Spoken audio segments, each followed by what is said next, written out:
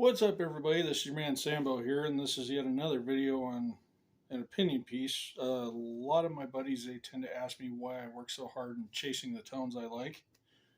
And as a guitar player, everybody does it.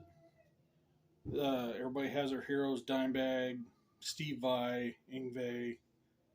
Me personally, I'm a Hetfield fan, so his particular tones are the ones I usually go after. Mainly the Black Album and Garage Inc. Because with the tones that he got out of that Wizard Modern Classic 100 on Garage Inc., and with what he was able to do as far as direction on the Black Album, that, in my opinion, is what rhythm guitar tone should sound like. Kirk Hammett's tone, on the other hand, his was not that much different than James Hetfield's, other than maybe a little bit more mid-range.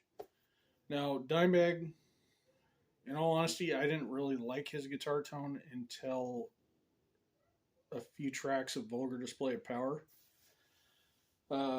Another guitar player that I love the tone of is Zakk Wylde. So he's the one I'm probably going to be chasing now that I've found the tones that I've been searching for.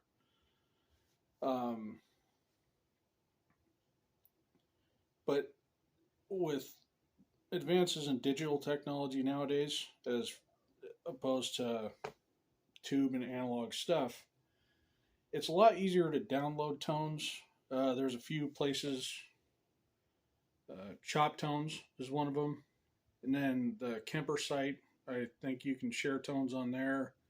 Line 6, they have custom tones. Axe Effects, they probably have a couple of different ways of doing it. There's about 1.5 million ways to do things on there, which makes things a lot easier than back when I first started back in '98. I can tell you that.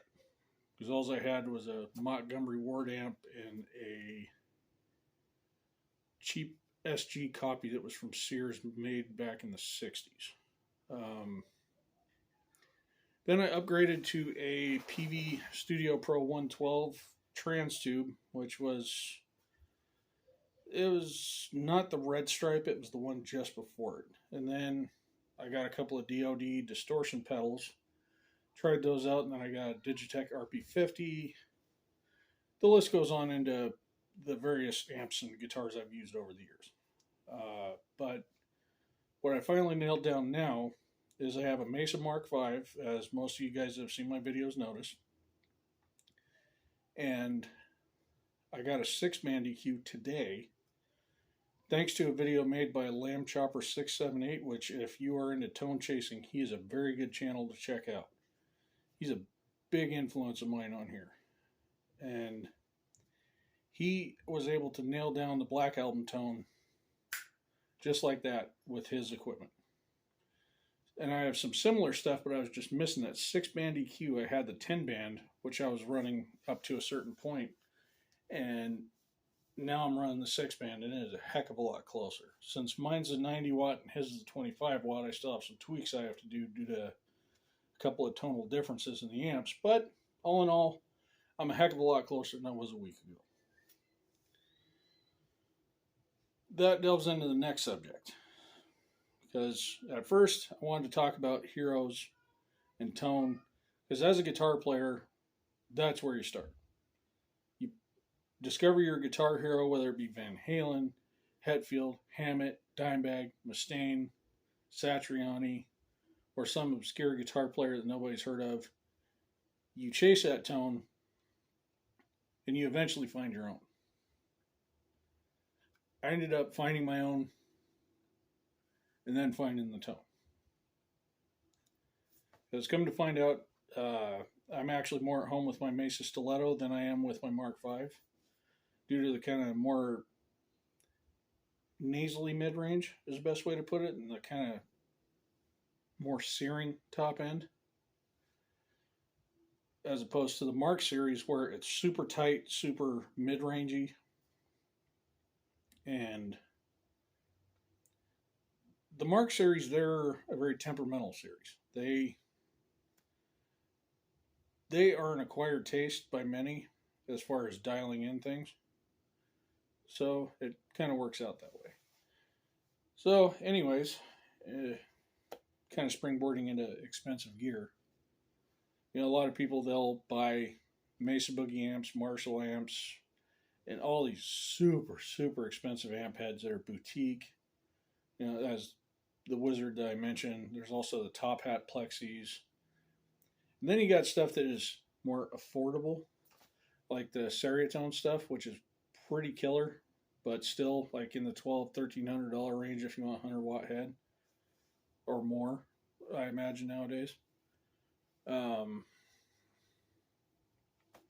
really nowadays you can get those tones and also kind of find your own tone if you get like a Helix, Kemper, Axe-Fx, things of that nature, a heck of a lot easier. It's just way easier. I got Pod HD 500 off of OfferUp, run it through a Headrush FRFR speaker, and I can pretty much get any tone I can think of out of it, which is awesome. And if you got the money and you could buy the gear, go the expensive route. Why not? Might as well, right?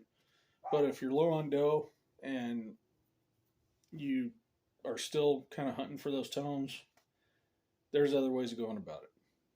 It's a lot easier than when I first started, as I aforementioned. There's a plethora of things out there you can get.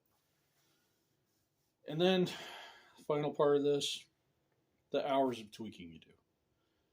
Tuning your mid-range, tuning your highs, your lows, your gain, your master volume, presence, resonance on some amps.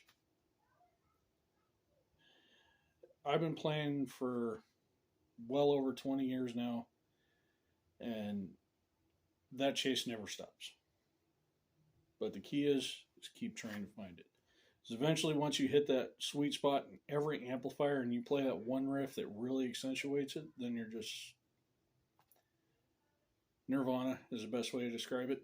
Not the band, the feeling. Because I hate Nirvana. Their music's terrible. But, yeah, you just feel this euphoric sense.